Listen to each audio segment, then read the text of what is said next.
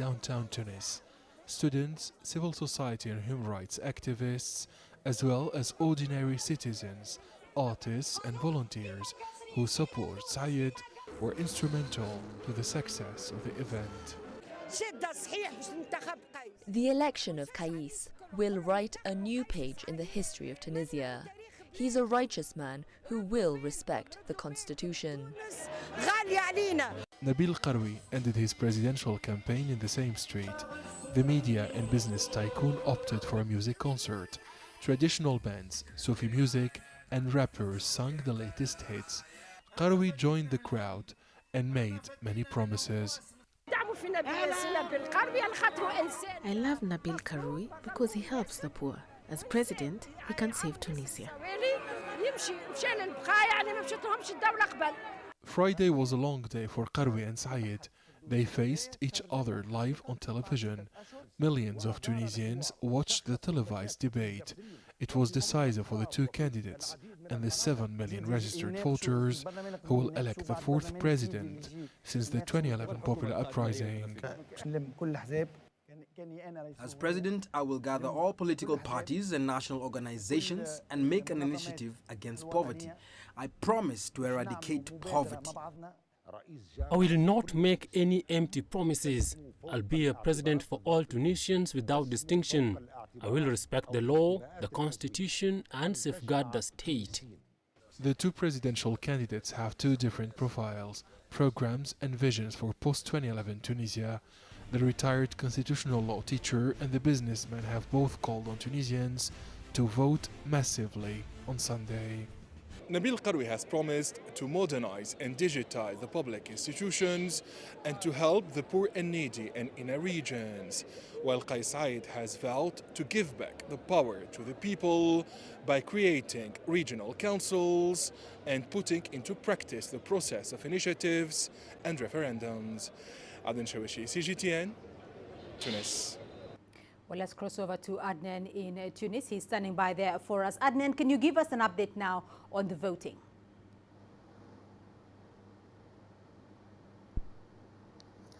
According to the Higher Independent Authority for Elections, all polling stations opened on time. That is at 7 a.m. GMT here in the capital city Tunis and in many regions, with some exceptions according to the election authority. Some polling stations opened at 9 GMT here in the capital in some regions, especially close to the Algerian border or to the Libyan border. So they opened at 2 hours later mainly for security reasons. No major irregularities were recorded by the observers of the election authority, the observers of the labor union, the 7,000 observers of the labor union, who have been deployed today, and also thousands of observers from the civil society, as well as 700 foreign observers. No major irregularities. The polling stations opened on time, but the turnout is still low in the morning, especially between 8 and 10 a.m. It was still low. It's less than 13%.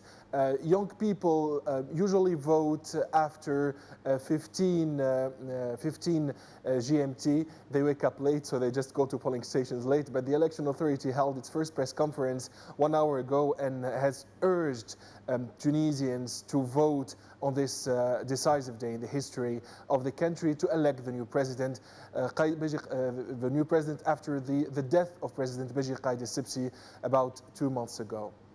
And then when do the polls close exactly, and when should we expect the result?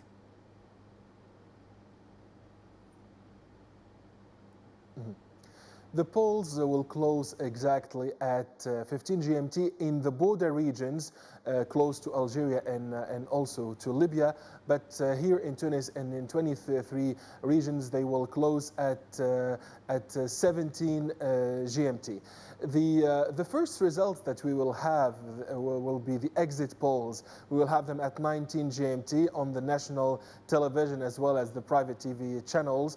The exit polls will be announced by private enterprises, private companies And it's worth mentioning that two private companies, Sigma Conseil as well as Emerald Consulting, the two main private companies in Tunisia, usually provide detailed numbers which are very close to the results that will be announced probably on Tuesday by the election authority at a press conference here in the capital city, Tunis. Normally we will have the official or the preliminary results on Tuesday, but tonight's exit polls will be decisive because they will give a true image, a very close image of who's going to be the next president of Tunisia, a president who will rule for 5 years and who will be responsible for national security, for the appointment of the Minister of Defense and the appointment of the Minister of Foreign Affairs in consultation with the Prime Minister and the Parliament. All right, Adnan Chauchi, following the election for us in Tunisia. Let's now turn to Mozambique, where elections are set to take place on Tuesday. Long-time rivals, the ruling Frelimo and Renamo parties, are looking to win not only the presidency, but also key provincial towns. The assassination of a local election observer has increased the tensions. CGTN's Ashtatal has more. It's the final rally for Mozambique's President Felipe Nyusi and the ruling party Frelimo.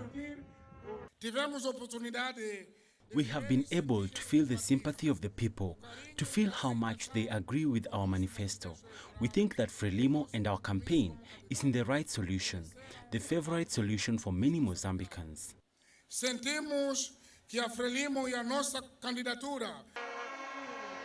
The mood here might be jubilant, but elsewhere in the country there is more of a somber mood.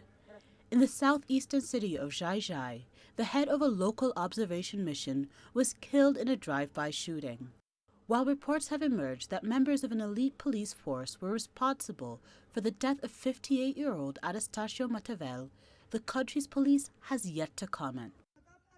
The mood in the country is already tense as bitter rivals Frelimo and Renamo head off in the polls. Renamo, a former rebel movement, fought Frelimo in a civil war from 1977 to 1992. Following a historic ceasefire agreement in August, the opposition party is aiming for the presidency with their candidate, Osufu Momad. Everyone, not only me, is hoping that Renamo and Osufu Momad will win these elections. He has to win so that the situation of the Mozambican people improves. In 500 years of colonization, they did nothing. In 44 years of war in Mozambique, Frelimo did a lot. As Mozambicans head to the polls, there's hope the country will remain peaceful, no matter the results.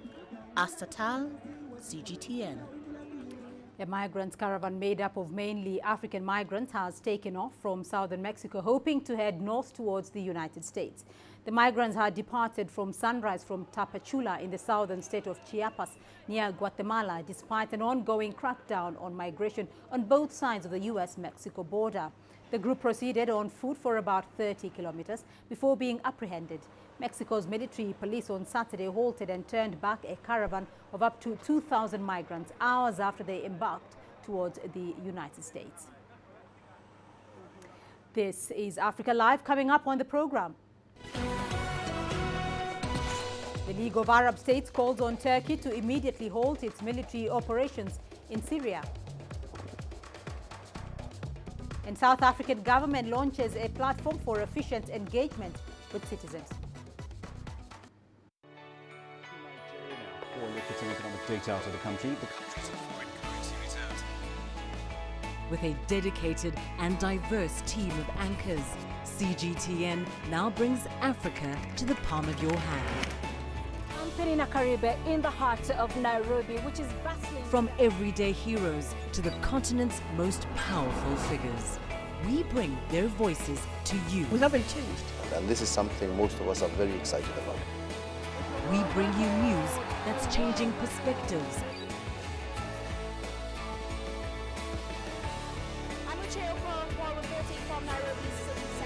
News that brings Africa to the world.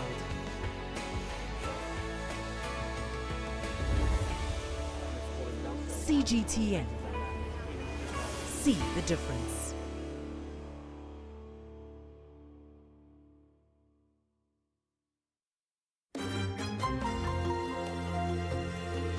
Africa Live.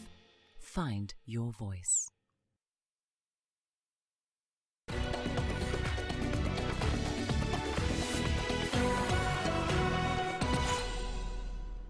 Turkey's military operation in Syria is entering its 5th day, with intense attacks on both sides of the border.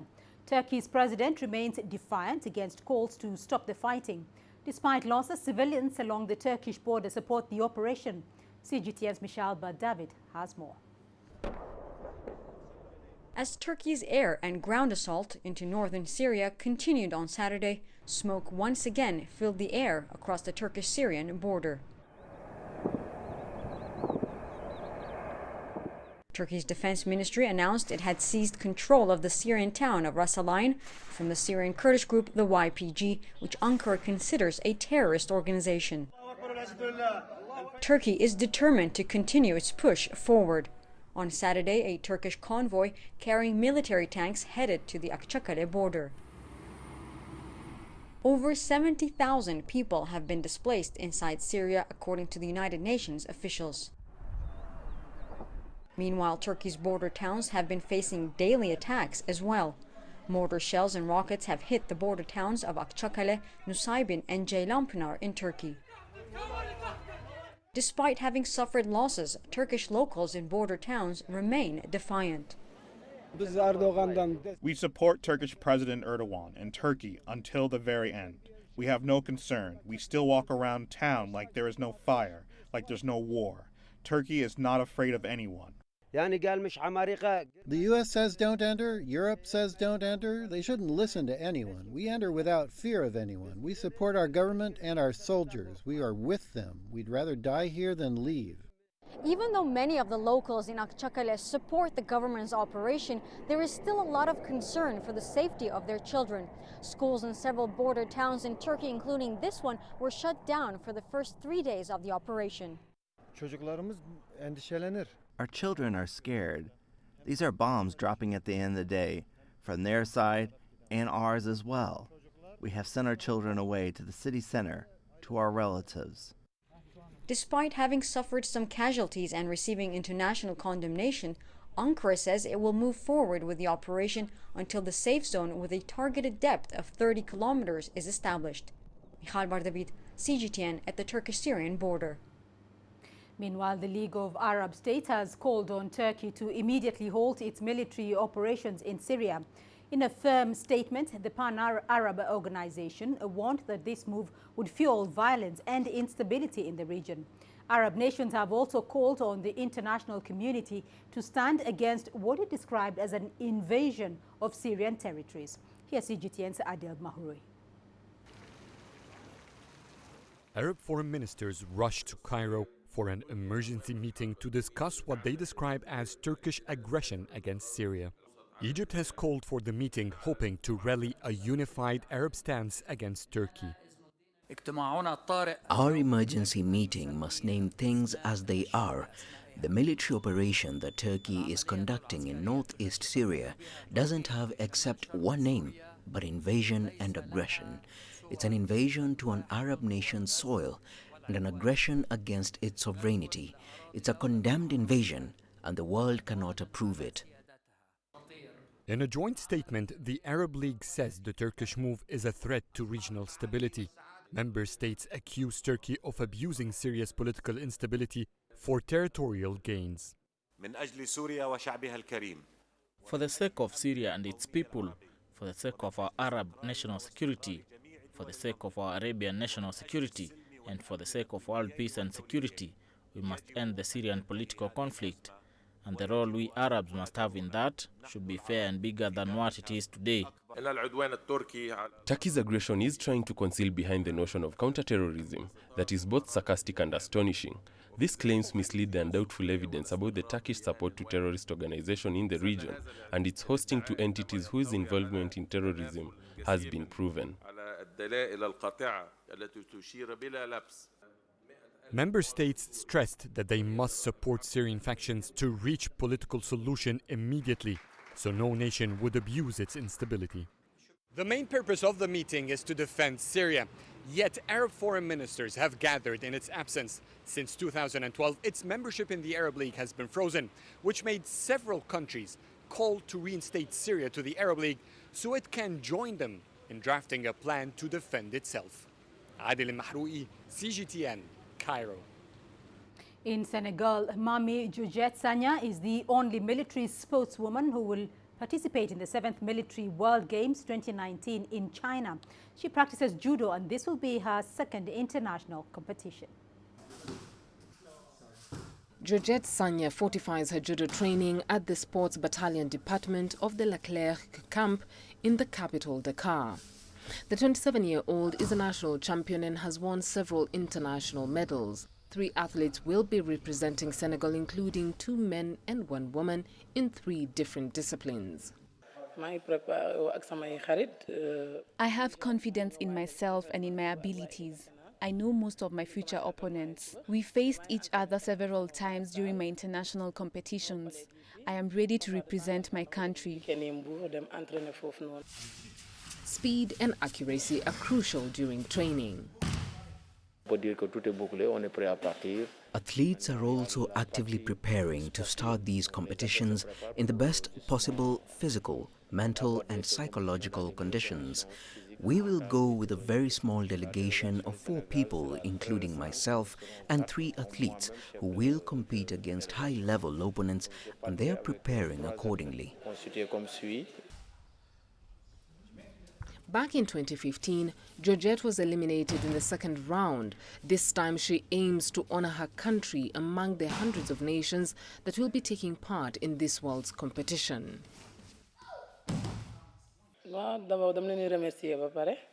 I am very honored to go and defend the colors of my country. Although I'm the only woman in the delegation to participate in the Military World Games, my mission is to win a gold medal. I think this year will be the good one, and I will do everything I can to reach my goals and bring home the gold medal. The young Senegalese judoka was a bronze medalist in the under 78 kg category at the 2010 Africa Judo Championships in Yaoundé. She was also awarded in 2011, 2012 and 2017 in Maputo, Agadir and Antananarivo respectively. The Senegalese delegation will leave for China on Sunday. Beryl Oro, CGTN. A new platform that allows the South African government to engage with citizens has been launched. GovChat is an online portal that is free to all South Africans. Here's CGTN's Travis Andrews with more. Paving the way for a renewed approach to government accountability to the South African public. GovChat is not just that, it's much more, and transparency is at its core. The new platform now connects citizens to around 10,000 public representatives and 30,000 government facilities, with its main aim of connecting them to the government in a way that leads to action on the ground. When you report a pothole or a water pipe that has burst, it connects you directly to the person in charge of that issue at the municipality. And then technical managers can then assign those issues to technical people, but at the same time citizens get responses directly through this automated process on what is happening. Citizens can track where this issue is, being able to hold government accountable in real time. The platform will be especially useful for those complaints at electricity providers or even public officials that are failing to tend to their constituencies' needs. GovChat has the support of not just the government officials, but from the president himself, as part of the administration's mission to tend to the important needs of ordinary South Africans in a granular way. It's free information. People are able to interact with government freely without any charge, but using technology. So we have to strengthen and make sure that there's more outreach on GovChat. So it even means connectivity, broadband deployment, infrastructure deployment so that everybody, even in deep rural areas, are able to communicate through GovChat. And communicate using the new engagement platform can be done in simple ways, by adding GovChat as a contact in WhatsApp, Instagram or even Facebook Messenger. And important civic issues can be dealt with one click at a time. Apart from fostering greater engagement between the government and the citizenry, the new platform is also meant to be preemptive in many ways, by assisting government in reducing the high number of service delivery protests that continue to plague many communities. That's Andrew, CGTN, Cape Town. In Uganda, campaigners against hunger are concerned about growing food insecurity in the country. A recent report by the Global Hunger Index shows that 1 in every 3 Ugandans is facing acute hunger. The activists are now urging Uganda's government to review policies that govern the farming system in the country. CGTN's Hilary Ayesiga reports. Counting her losses, Margaret Sally says the dry spell has affected most of her tomato crops. We need better technology to irrigate our crops. I expected to harvest more tomatoes, but it was not possible. Extreme weather changes have greatly affected food production in some parts of the country. And with less food available, also comes an unbalanced diet for those living here. Campaigners are now worried that this situation will only get worse. We are concerned about the millions of people in Uganda that are sleeping hungry. We are very concerned about the numbers that are in millions of young children that are getting obese. These food rights activists are now petitioning government to put in place better policies that could help end hunger and also improve on diet. The 2018 Global Hunger Index ranks Uganda as one of the countries suffering from serious hunger. But the Ugandan government has now set aside funds to support farmers in the hope of improving the situation. Areas that face more serious hunger and nutrition challenges, government put a full range of nutrition interventions with national coverage, and these require investment worth US dollars 213 million over the 5 years. But the UN says more needs to be done. Women and men engaged directly in agriculture can also contribute to sustainable food security by using adequate storage facilities to reduce post-harvest loss, using improved technologies and techniques to grow more food in the same amount of land and water. It's hoped that these interventions will help reduce hunger, and farmers like Margaret will be able to produce more food, leading to a healthy diet for all. Hilary Ayesiga, CGTN, Kampala. Let's now take a look at your business news. Here's what's ahead. South Sudan to honor its debt arrears to the East African community. And millions of unbanked Nigerians benefit from mobile money transfer services. You don't find the stories of North Africa by sitting on the sidelines. You've got to get out, go there, and you'll find them. In the bazaars of Casablanca. Among the crowds in Cairo. Who come to visit Cairo, the ancient capital of Egypt. Along the waters of the Nile. Along the sands of the Sahara. No one else will take you where we can in North Africa. No one else will show you what it's all about. CGTN, see the difference.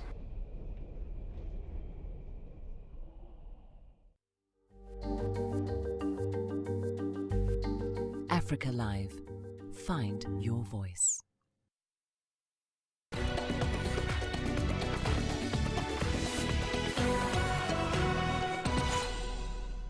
Let's go straight to South Sudan, where authorities say they are working to meet the country's financial obligations to the East African community.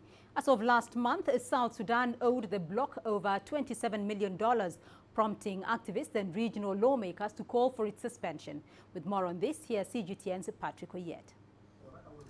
South Sudan's government owes the East African community $27 million, and that puts the country's fate up for discussion in the regional blocs meeting scheduled for November this year. We urge for patience and understanding, because we have not failed out of that, as a result of bad will, but as a result of some of the problems that cropped up in our country, such as war and so on, that has depleted some of our resources.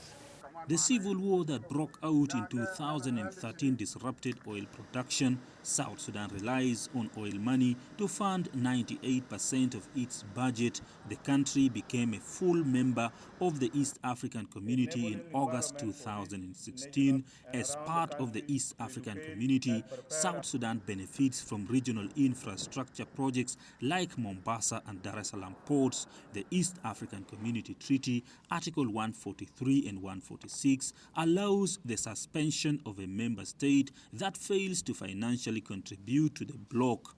A suspended partner state shall cease to enjoy benefits provided for under the treaty, but shall continue to be bound by membership obligations until the suspension is lifted.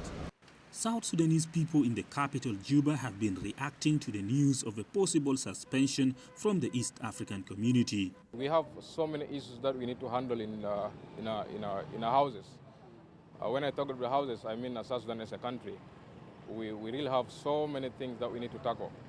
And paying this $27 million US dollars to joining the East African community is too much money.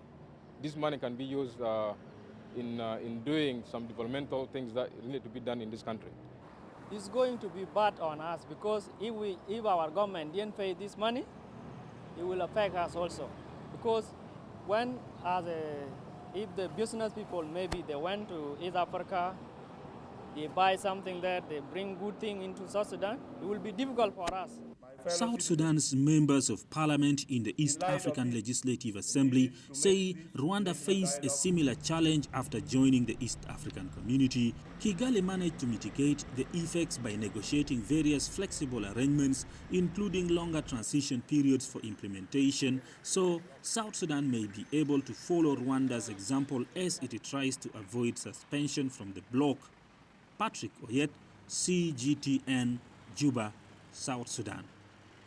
Millions of unbanked Nigerians are now enjoying mobile money transfer services. The Momo agent, as it's known, is provided by South Africa's communications giant MTN. It was launched about 2 months back. CGTN's Kelechi Emekalam reports on how a significant number of those in rural communities are benefiting from it. Joseph Emmanuel lives in Ushafa, a suburban town on the outskirts of Nigeria's capital city. He's here at the MTN Momo agent's shop to send some money to his family in Delta State. With very few banks in a community like this, accessing financial services have proved increasingly difficult. And many here, like Joseph, don't have bank accounts, making the MTN Momo a preferred service. I'll send the money to one of my brother who is in another state, and very fast and very good. The charge is very low, and it's okay, and it's very good. I love it. It's a lucrative business for agents like David Sampson, who makes about 30 cents on every transaction and hundreds of transactions daily. But it comes with its challenges too. Mostly, sometimes we are facing network issues. Sometimes before we can get to this, they will just keep trying, say, try again later, there's error, sometimes like that. Nigeria's financial inclusion rate hit 63.6% in December last year, up from 45.4% recorded in 2016. The central bank wants the financial inclusion rate increased to 80% by 2020, and non-banking financial institutions are impacting favorably here. With the advent of Momo agents or the mobile money, non-banked individuals can also benefit from financial inclusion. People can actually conduct financial services without actually having bank accounts. So these mobile money agents just simply makes it easier for one person to send or receive money to somebody else without actually owning a bank account, without actually physically going to the bank, or to remove the idea of bank charges, either for sending or for receiving. More people are embracing the mobile money scheme here. It's identified as a key measure to bridging the financial inclusion gap in Nigeria. Kelechi Amekalam, CGTN Abuja, Nigeria. Meanwhile, the Nigerian government recently unveiled its budget for next year. President Muhammadu Buhari intends to spend $33 billion in the next fiscal year. But raising the funds for the budget has got everyone talking. CGTN's Deji Badmos has been following the debate. $33.8 billion, Nigeria's 2020 budget, is certainly the biggest in the country's history. It looks and sounds great, but what's left many scratching their heads is whether the government can in reality raise the money needed to fund it. My biggest concerns would be the revenue gap, which of course then leads to the debt and the debt service cost. One crucial source of revenue to fund the budget is sales from crude oil. The government estimates it would be able to produce 2.18 million barrels per day and sell every single barrel for not less than $57 to meet the oil revenue component of the budget. It's one aspect of the budget that is currently generating plenty of debates, even in Parliament. I know that our people were very happy when there seemed to be a little problem in the Middle East with Iran, which will lead to a spike in oil price. But that seemed to have petered out, which means that our projection for the cost of oil may also be off the mark. Second one is our projection for the production levels daily. Last year, the average production level was 1.8 million barrels per day. Why won't we skip it there? Why must we go up to 2.1 only to be disappointed at the end of the day? The government has submitted a bill to Parliament to raise VAT from 5% to 7.5% and actually factored the expected revenue from the increment into the budget, hoping to spend it on infrastructure, health and education. So much has been made about the VAT increment that some tax experts say while it's a positive development, the increment may not make much difference in terms of revenue accruals. Last year, 2018, FRS collected about 1.1 trillion in VAT revenue, and it's the highest we've ever collected.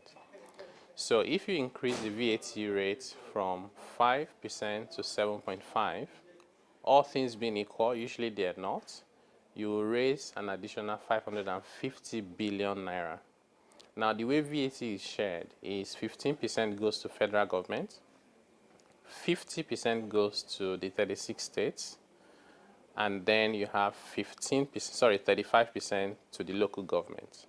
Now, 15% of 550 billion is less than 100 billion. So really, what Mr. President can bank on as an additional income coming from the increase in VAT rate is much less than 100 billion naira. Whereas the fiscal gap we have is in trillions. So this is not going to solve the problem. But the VAT increment can certainly make a world of difference for states and local governments, depending, of course, on how well they spend it. The IMF too has backed the VAT increment, saying it holds positive prospects for Nigeria's economy, but adds that in addition to wage increment, it would trigger inflation, something the central bank would have to devise a way to deal with. One very good thing the government has done with the VAT increase is to put a threshold of around $70,000 or 25 million naira, meaning businesses earning less than that would be exempt from charging VAT. That would give a vast majority of small businesses in this country the opportunity to grow and create jobs. So, it's a good one for SMEs. Deji Badmos, CGTN, Lagos, Nigeria. 2 pieces of data were released in South Africa on Thursday that point to the relative health of the South African economy. Manufacturing and mining data. Now, the mining production declined by 3.2% in August after a 1.4% increase in July. Meanwhile, manufacturing output decreased from minus 0.7% in July to minus 1.8% in August. CGTN's Angelo Coppola has more. The high-frequency economic data has been pointing to a problem in the South African economy since November last year, from the Purchasing Managers Index to the Producer Price Index. When you add to that onto the fact that there's demand for most of the manufacturing product has been very low, So it's been compounding the pressure that businesses are facing. And we are not surprised to see that the production data actually came out at a very low rate. The mining sector remains a challenge, one that can be resolved though. So one of the things that the mining sector is dealing with is the high prices of conducting business in the mining sector. So they're dealing with high costs, and it's getting more and more difficult for the South African mines to dig into the ground and extract the minerals. We can have some more policy certainty in the mining sector, which will attract investment. We haven't seen much of that. We do have a new minister now, and it does appear that they are now willing to get on the table and discuss issues. For some time now, analysts and economists have been calling for policy certainty from government. There has been some movement in this regard. So we need some reinvigorated thinking vis-a-vis how do we, not less statism, arguably, more market liberalism. I think the government is trying to figure out what do we need to step back from to enable capital in these particular sectors, i.e. mining and manufacturing, which are the two mainstays of the South African economy. Despite South Africa getting product level exemptions on 36 steel and 161 aluminium tariff lines from the US, the steel sector is looking to the continent to stimulate local manufacturing demand. And the African Continental Free Trade Area Agreement may be the spark. We think it's going to present opportunities for companies that are exporting to other countries on the continent. We need to maximize that. We need to also ensure that domestically we implement plans that we have in place, plans that are outlined in the Industrial Policy Action Plan, plans that are outlined in other documents that are aimed to improve the performance of industrial production generally. For the free trade area to work, regulators have to work together, especially when it comes to payments. So you need regulators to consent that money can move seamlessly across border. And that means almost relaxing legislation a little, which is not any regulator's love of the day or sort of where he'd like to go. The two mainstays in the South African economy are under pressure, and it's going to take government intervention and commitment from the private sector to get involved to make the economy grow. I'm Angelo Coppola for CGTN in Johannesburg, South Africa. And we still have more news, views and analysis for you here on Africa Live. Here's what's ahead. Jewelry in the making. We'll look at beads in ancient Egypt. Join us in global business and see Africa through our eyes. The greatest journeys, the greatest sights, the greatest adventures. Here in Qanater, this weir allows the locals to walk on water. We're far more than just TV news. We're your passport to the wonders of Africa. To bring you stories of struggle, survival and hope.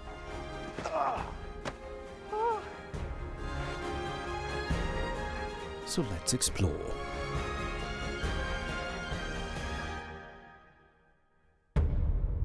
CGTN. See the difference.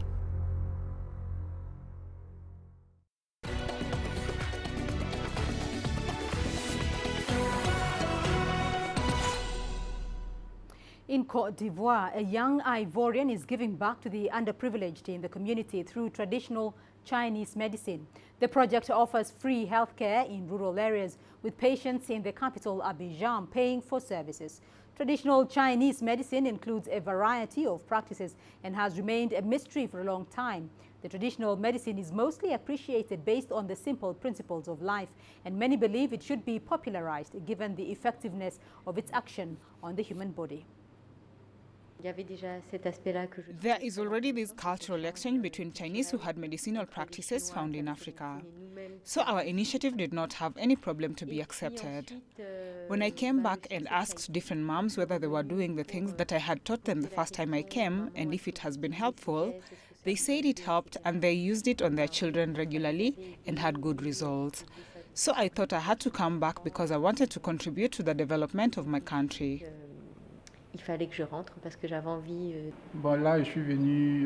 Right after the session, I felt relaxed and euphoric. About 2 to 3 hours later, I tried a workout that went very well. It was much less difficult, and I felt less fatigued during training. I was relaxed and the muscles were less tense. Egypt was one of the first countries to produce a large variety of African beads, and some of those beads were made from paper or wood, with beadwork in Egypt dating back to 2500 BC. CGTN's Yasser Hakim looks at the importance of jewelry for ancient Egyptians and the influence from Africa. Jewelry found in their graves is one of the main items taken with them to the afterworld. It personifies the importance of jewelry in their lives. Gold color is the most popular because it's similar color to the ray of sun. Not just jewelry, but their tombs, statues, and temples were full of gold. It was a symbol of stature. This is reflected in the famous Tutankhamun gold collection found in his tomb. There's an inspiration behind everything the pharaohs produced, and the same with the shapes of their jewelry. Jewelry has a religious and non-religious symbol. In religion, it's a form of protection. They wear jewelry in the shape of animal gods like Horus, the cat, and the god of Isis, or the cow god Arthur. There are also designs taken from the lotus flower, the symbol of ancient Egypt. A lot of the designs have had an African influence. The ancient Egyptians cared very much about Africa, first to ensure the security around their borders, and secondly for trade. The ancient Egyptians used to buy gold from African neighbors, although there was a lot of gold in Egypt, but the consumption was very high. There were what they called the travelers, we know about from the temples. Their mission was to discover the rest of the continent and to bring with them goods, food and gold. They also brought African jewelry, which influenced the designs here, and they also sold it across Africa as well. The beads is one example of African influence on their designs. Archaeologists say there's a lot of secrets still to be uncovered about ancient Egyptians. But one thing's for sure, jewelry had played a huge part in their lives, and they even took it with them to the heavens. Yes, Hakim for CGTN, Cairo. And we now move to the art scene in Ghana, where young girls from deprived communities are trying their hand at painting, hoping to be the next big artist. The girls believe they have potential in a profession that has been largely dominated by men. From Accra, CGTN's Nabil Ahmed Rufai reports. Nadia Abubakar lives in one of Accra's deprived areas, Nima. She dreams of becoming one of Ghana's finest female artists. To achieve this goal, she spends her free time developing her painting skills at an art workshop across the street from her home. She is studying fashion design at university and says her talent in painting helps a lot. When it comes to painting aspect with the colors, it inspires me. I sometimes put them into designs, make garments for my works. Hussein Muse trains Nadia and other girls at this workshop. He says he sees huge potentials. Once she started it, the first time she came here and I saw the first day she painted, I said, no, wow, Nadia, you can go far. So the only thing, you have to concentrate. So as now she's concentrating on the work. Automatically, it means by and by, she's going to be big. Painting is seen as a male profession in the communities these girls come from. And girls who have passion for arts usually don't get support from their parents and society. That's the situation Husseini is trying to change by helping nurture their talents. Nadia Abubakar says female artists are quite rare in the community she lives in, and that makes it difficult to find someone to look up to for mentorship. Now, she's hoping to serve as a role model to other young girls. I want to make it my job, bring out more artworks for other girls to see, get inspired by it, and also get involved into artworks. Nadia Abubakar says she's looking for an opportunity to display her paintings in a gallery, which she believes will motivate other girls in her community to also dream big. Nabil Ahmed Rufai, CGTN, Accra, Ghana. Let's now take a look at your sports news. Here's what's ahead. Eliud Kipchoge's hometown erupts in celebration as the world and Olympic champion becomes the first man to run a marathon in under 2 hours. Africa, where champions are made, records are broken, legends are born.